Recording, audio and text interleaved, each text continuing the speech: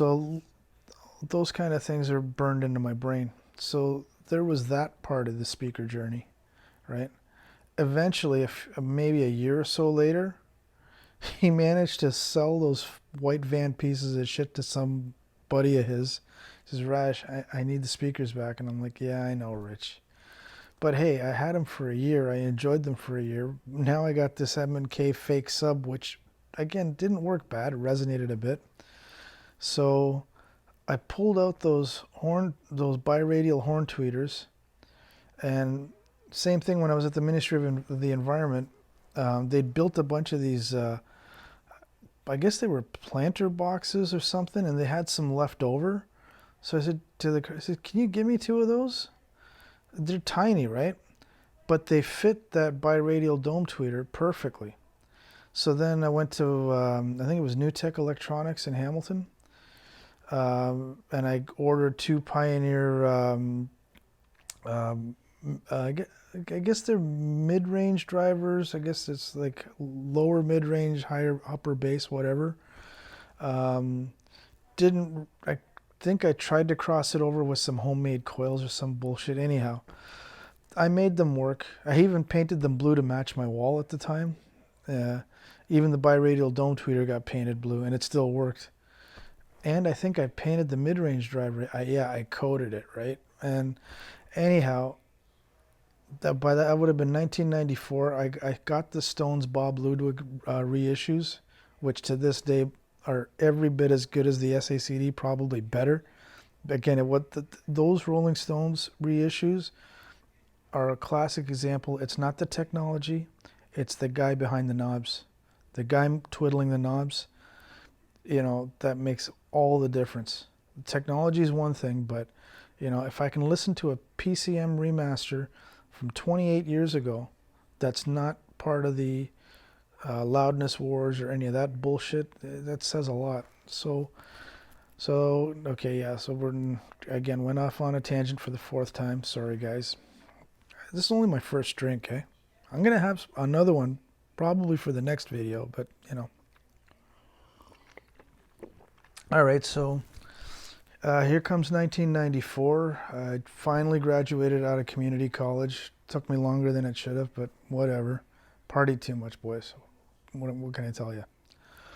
Um, so graduated out of college. Couldn't get a fucking job to save my life in Southern Ontario because the competition was too fierce. So I wound up getting a job at a sheet metal pressing plant called Carmax in Milton, Ontario. Worked there for on and off for 6 months. I even used to do double shifts.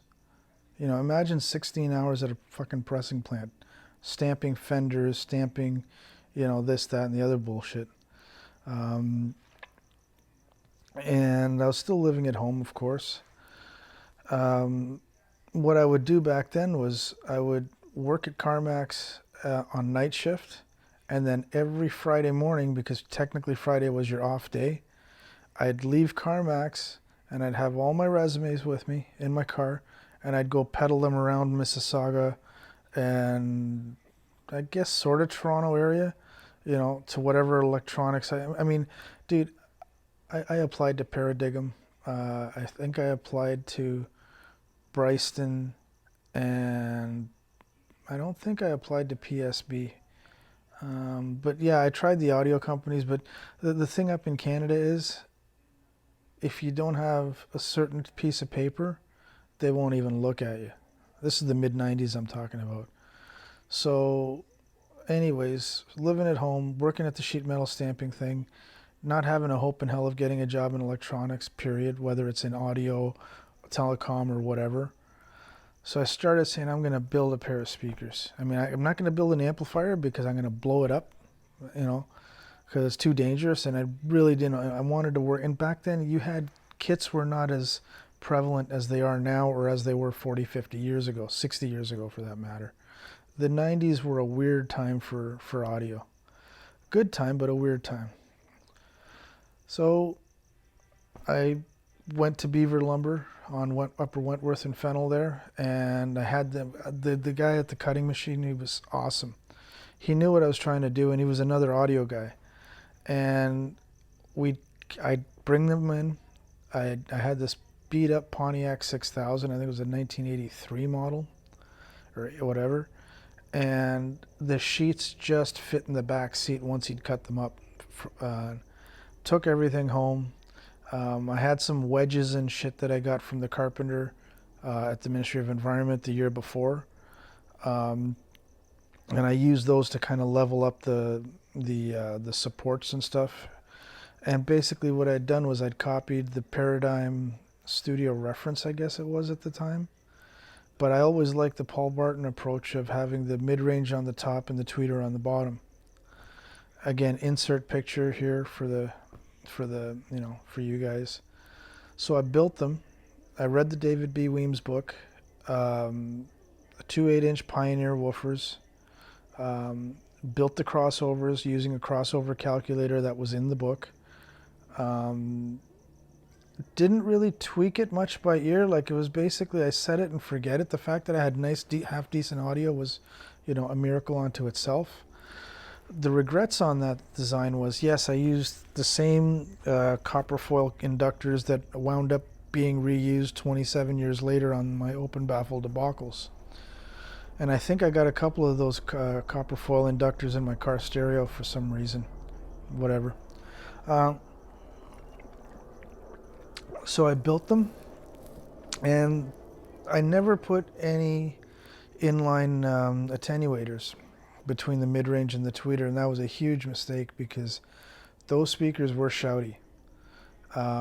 Bass, not that they were weak on bass, but because everything wasn't properly level matched, it was, unless you were playing vinyl, and it was one of my Mobile Fidelity pressings, you were not going to shake the house with them. But as soon as I dropped the vinyl on Tarkus or Trilogy, yeah, the bass was there in those speakers, but you had to really, really coax it out of them. So that setup lasted me from 1994 all the way to Hamilton, Canada, Ontario, and then Easton, Pennsylvania, and then back to my mom's house. So those speakers actually went full circle within a matter of 11 years, 1994, 2005. I wound up scrapping the cabinets and keeping the parts because I was just getting tired of moving those things. These Cornwalls that I have now are 100 pounds each. Those speakers were obviously taller, maybe the same depth, but obviously not as big of a baffle or a front baffle. Those things had to come into at least 60 pounds, maybe 70 pounds. I think I tried to weigh them on my mom's scale, but it didn't work out right. But you needed 2 guys to lift them up. My friends hated me for it. So I built those. They gave me, they were the longest survivors so far, 11 years. Then when we'd moved back to my mom's place, this would have been 2005.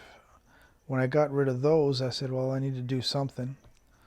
So again, I built a pair of skinny towers, and I took my Polk, I guess they're R10s or whatever. Again, insert photo here. And I basically just tacked them on the top of these skinny subwoofer cabinets. I bought 2 Rockford Fosgate woofers, subwoofers or whatever. And, oh no. I think I had 8-inch Audax in there. Anyways, it was a nice cabinet, but it was a bad idea. So I ran with that for a little bit. Then we moved up to Smiths Falls, and that's when I kind of rejigged that entire cabinet. I'd built subwoofers for it, and then the 10-inch cutouts for the subwoofers I used to fill the holes in that were in the sides of those speakers.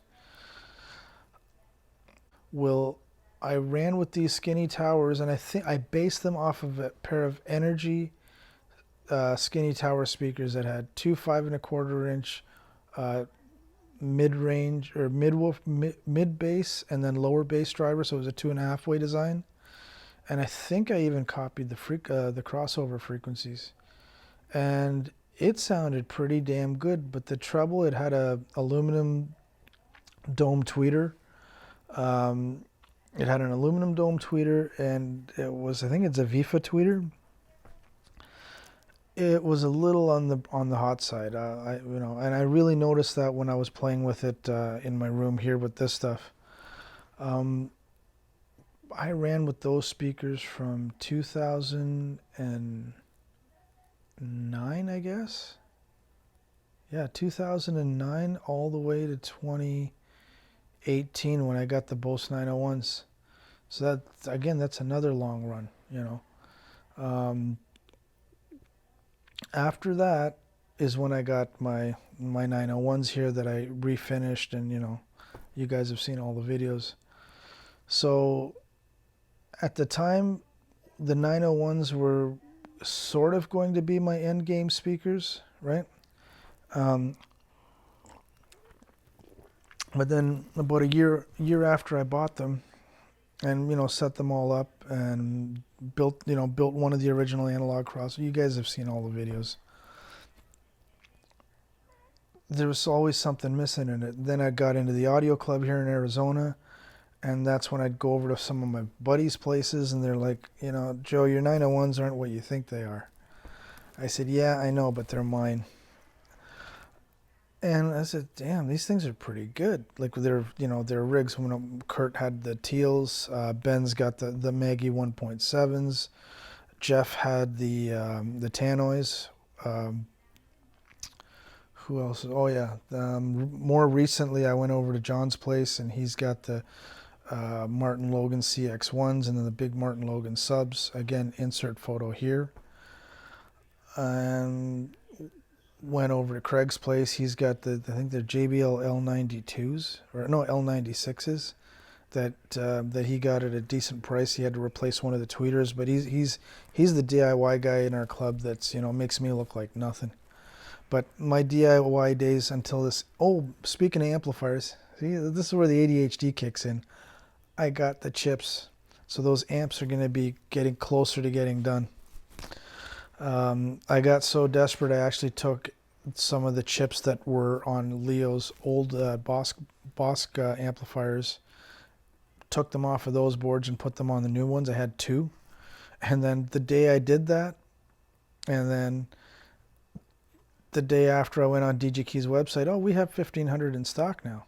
So, fuck you, China. You didn't get me on the 16-pin driver chips, and you didn't get me on the LTC 1711 chips. I bought them all legitimately from Mouser and DJ Key here in the US. I didn't have to fucking go to those guys and pay triple for it. Although I do know many people who have without, it was a business decision, and this is why prices are going up. Bring all this fucking stuff home. Build it here like it used to be done. Fucking Intel's building all these huge fucking facilities. Build all these fucking chips we need here. Sorry, tangent number 8,000. Another drink, Joe. Here. This video's already gone 10 minutes, so anyhow. So now the journey has ended on the speakers with the Cornwalls. I've never heard anything in my life like what I've heard here. Today my wife and I were watching Yellowstone, and when we're watching when we're watching internet TV, I used to always put it in ProLogic.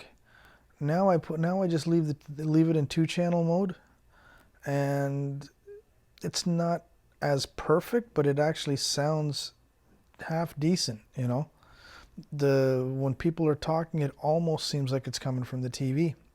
But when you got out of phase stuff, man, I swear the 901s are on even though they're off. I know I said that before, but anyway, guys, that's the speaker journey. I'll make sure I insert the pictures, as much as I can. And I'm sure a lot of you guys have had a similar situations where you started off DIY stuff just to have something to listen to, and then eventually, once you got the bucks together, you put your little dream systems and all this, and some of you are still sharing the journey. Tomorrow I'm having a Zoom with Mr. Chibs there.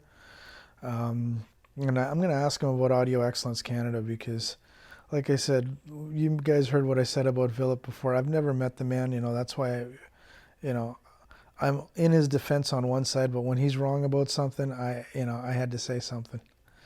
But anyhow, I'm gonna let you guys go. I know this was a bit of a rambling video. Um, See you in the next one. Thanks again for watching, and carry on.